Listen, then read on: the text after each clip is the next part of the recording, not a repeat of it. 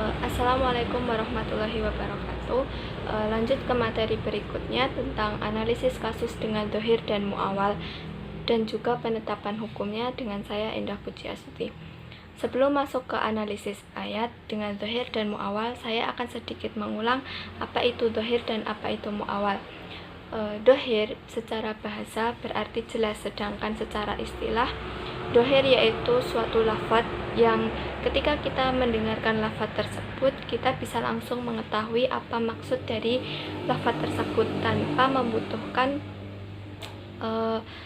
petunjuk lain. Sedangkan mu'awal atau biasa disebut dengan takwil secara bahasa berarti berbelok atau berpaling, sedangkan secara istilah yaitu suatu ungkapan tentang pengambilan makna dari lafadz yang bersifat ihtimal atau probabilitas yang didukung oleh dalil dan menjadikan arti lebih kuat dari makna yang ditunjukkan oleh lafadz dhohir. Langsung saja ke contohnya. Untuk contoh dhohir kita bisa lihat di Quran surat Al-Baqarah ayat 275 yang pas bunyinya wa ahallallahu al-bai'a wa harrama riba, yang artinya dan Allah telah menghalalkan jual beli dan mengharamkan riba. Pada ayat ini ditemukan lafadz yang menjelaskan hukum halalnya jual beli dan hukum haramnya riba. Arti tersebut termasuk lafadz yang dhohir, sebab hanya pada arti seperti itu saja yang selama ini dapat dipahami dari sisi dhohir ayat, lantaran tidak ada qarinah atau indikasi lain yang dapat merubah arti asli dari lafadz dhohirnya. Selanjutnya, untuk contoh mu'awal atau takwilnya, kita mulai dari jual beli dulu. Yang pertama kita bisa lihat di Quran surat Al-Baqarah ayat 198 yang berbunyi laisa alaikum junahu an tabtaqu fadlan min rabbikum fa idza afattum min arafati fadqurullaha indal masy'aril haram wadquruhu kama hadakum wa in kuntum qablih laminadz dzalin, yang artinya bukanlah suatu dosa bagimu mencari karunia dari Tuhanmu. Maka apabila kamu bertolak dari Arafah, berzikirlah kepada Allah di Masy'aril Haram, dan berzikirlah kepadanya sebagaimana Dia telah memberi petunjuk kepadamu, sekalipun sebelum kamu benar-benar termasuk orang yang tidak tahu.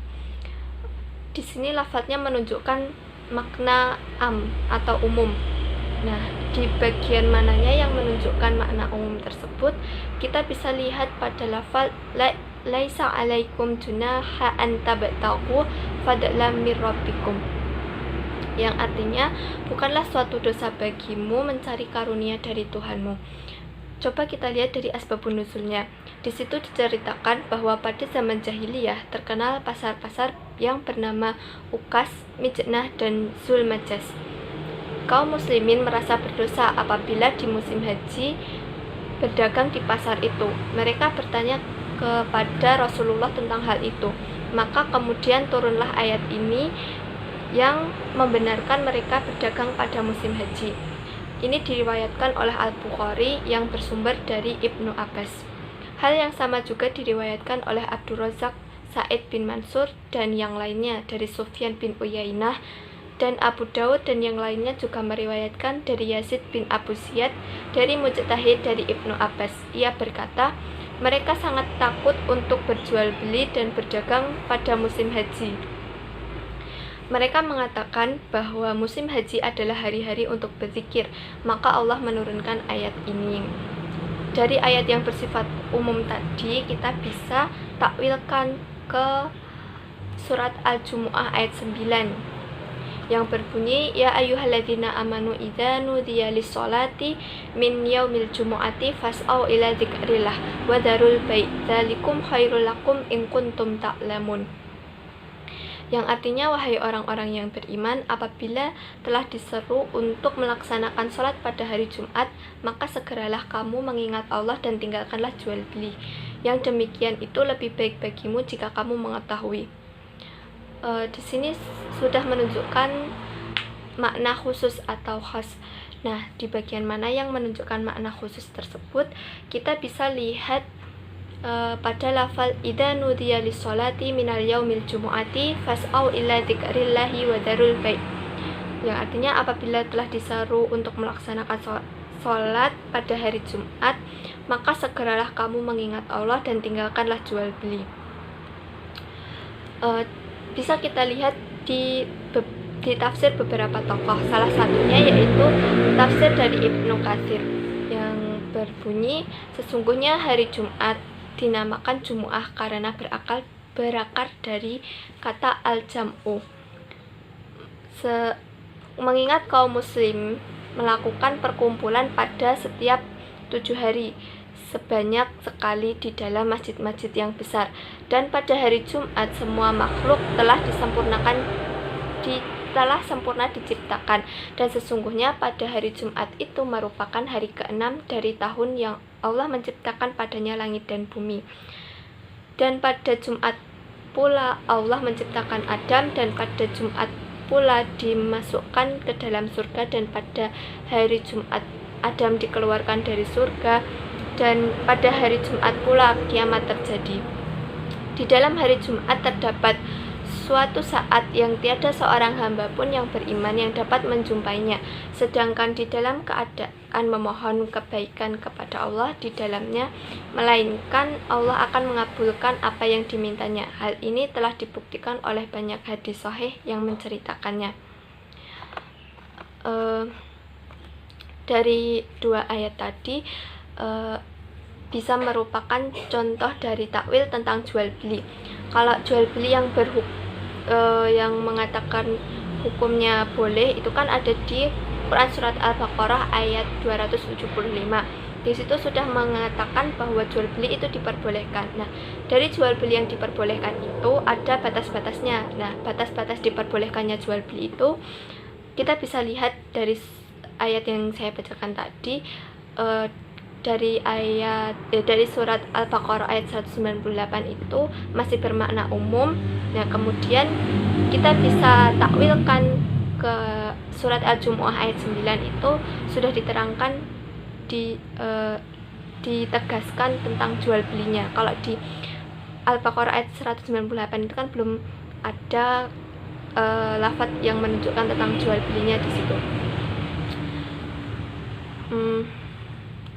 Selanjutnya kita masuk ke pembahasan muawal atau takwil tentang riba.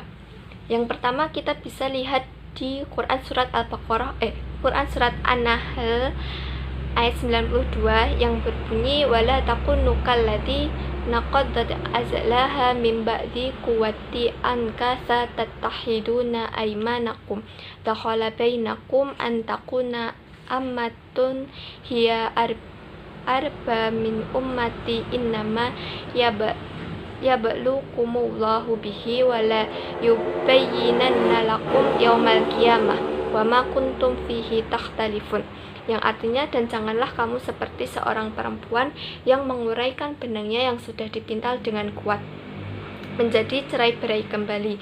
Kamu menjadikan sumpah atau perjanjianmu sebagai alat penipu di antara kamu disebabkan adanya satu golongan yang lebih banyak jumlahnya dari golongan lain.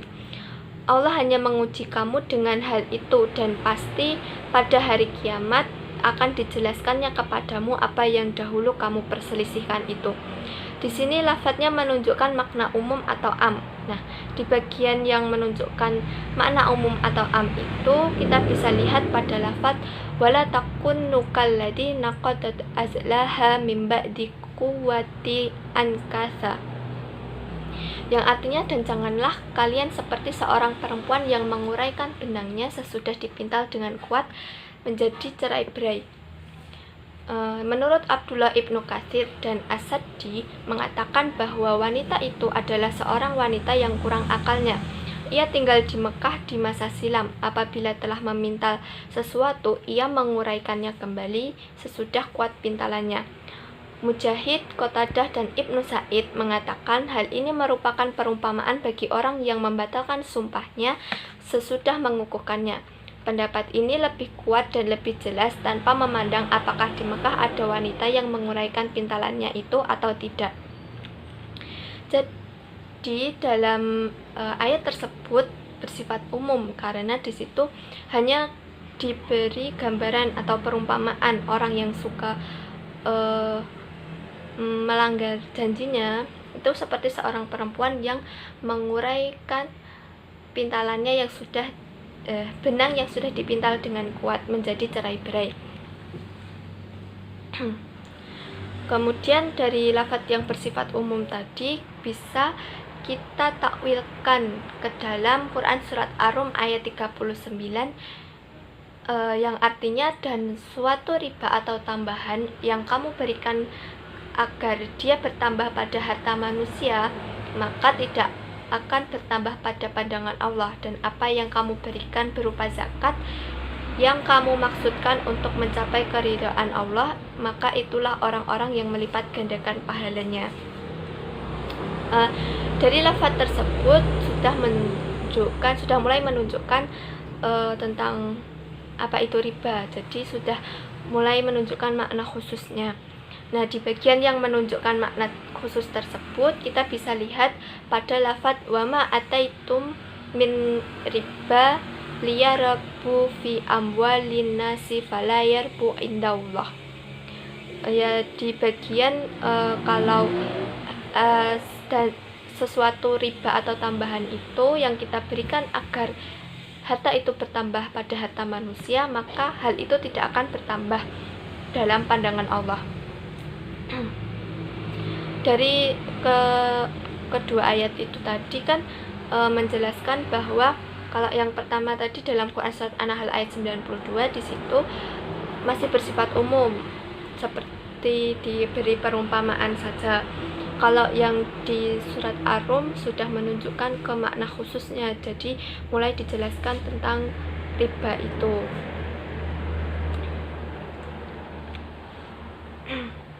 Kemudian untuk penentuan hukumnya, saya tidak akan menjelaskan secara ulang lagi seperti yang saya jelaskan di awal tadi. Saya hanya akan menambahi apa yang belum saya jelaskan.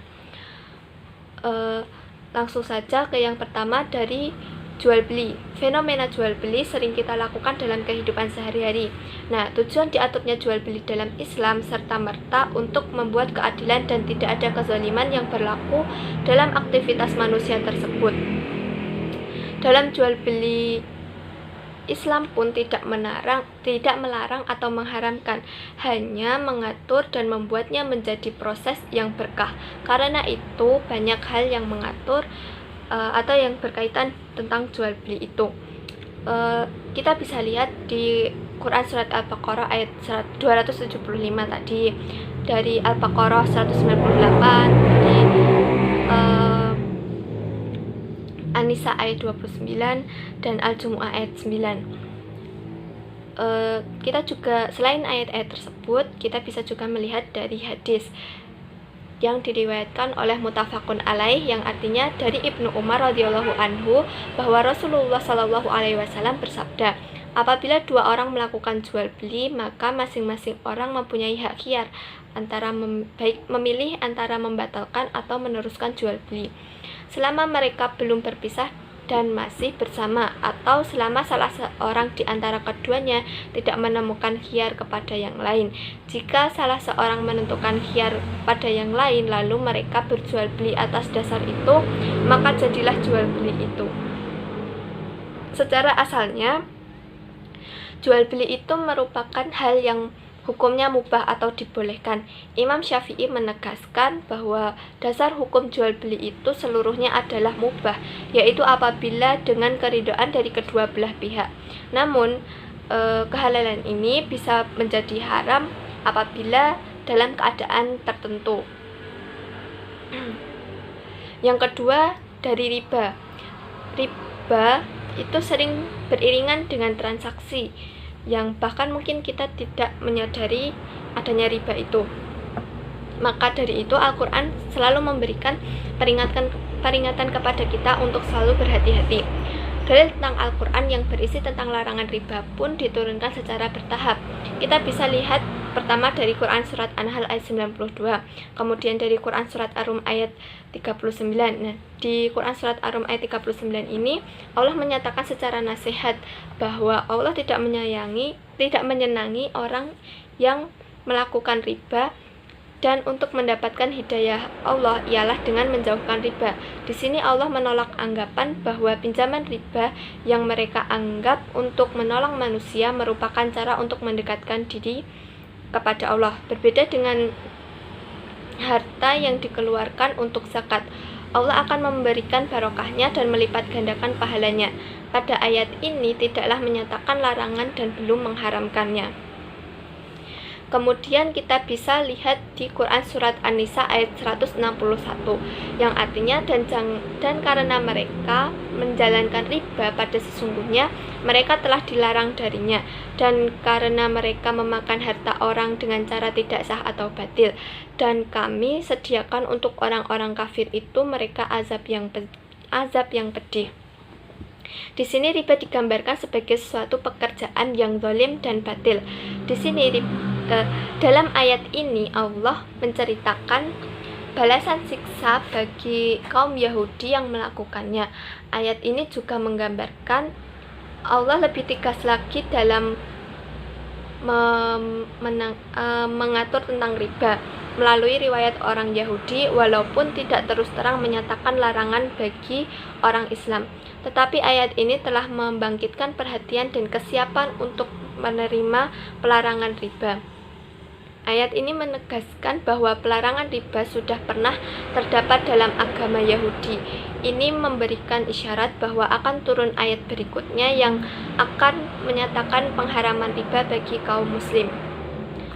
Sesudah muncul ayat tersebut, mulai muncul lagi ayat dari Quran Surat Al-Imran ayat 130 yang artinya, wahai orang-orang yang beriman, janganlah kamu memakan riba dengan berlipat ganda dan bertakwalah kepada Allah agar kamu beruntung. Di sini Allah tidak mengharamkan riba secara tuntas, tetapi melarangnya dalam bentuk melipat ganda. Hal ini menggambarkan kebijaksanaan Allah yang melarang sesuatu yang telah mendarah daging, mengakar pada masyarakat sejak zaman jahiliyah dahulu, sedikit demi sedikit, sehingga perasaan mereka yang telah biasa melakukan riba siap menerimanya. Nah, di sini semakin tampak dan ditegaskan kalau riba itu memang dilarang. Nah, kemudian ayat yang terakhir yang menegaskan tentang riba itu kita bisa lihat di Quran Surat Al-Baqarah ayat 275 sampai 279. Isinya tentang pelarangan riba secara tegas dan jelas, pasti tuntas dan mutlak mengharamkannya dalam berbagai bentuknya dan tidak dibedakan besar kecilnya. Bagi yang melakukan riba telah melakukan kriminalisasi, dan ayat tersebut jika ditemukan melakukan kriminalisasi maka akan diperangi oleh Allah dan Rasul-Nya. Dalam ayat 275 awalnya digambarkan jika orang yang memakan riba itu tidak dapat berdiri sendiri, melainkan berdirinya seperti orang yang kemasukan setan atau gila. Nah, karena demikian orang-orang yang menilai bahwa jual beli itu disamakan dengan riba. Nah, kemudian di kalimat berikutnya ditegaskan bahwa jual beli itu boleh dan riba haram. Nah, ini kan berarti merupakan bentuk penegasan kalau jual beli itu tidak bisa disamakan dengan riba, jelas hukumnya berbeda. Kemudian berisi peringatan untuk orang-orang yang melakukan riba. Nah, sampai di ayat 276 sampai 279 berisi solusi agar memusnahkan riba dengan meningkatkan infak dan zakat. Dari ayat-ayat tadi saya rasa cukup jelas jika turunnya ayat itu disesuaikan dengan keadaan zaman yang ada. Jadi hukum yang ada dalam Al-Quran itu selalu dapat menjawab tantangan zaman, mulai dari munculnya peringatan, kemudian himbauan, sampai ke penegasan hukumnya. Maka dapat disimpulkan bahwa riba merupakan kegiatan eksploitasi dan tidak memakai konsep etika atau moralitas. Allah mengharamkan transaksi yang mengandung unsur ribawi. Hal ini disebabkan dapat menzalimi orang lain dan adanya unsur ketidakadilan. Para ulama sepakat dan menyatakan dengan tegas tentang pelarangan riba. Dalam hal ini mengacu pada kitabullah dan sunnah Rasul serta ijma' para ulama. Sekian presentasi dari kelompok kami, kurang lebihnya mohon maaf. Wassalamualaikum warahmatullahi wabarakatuh.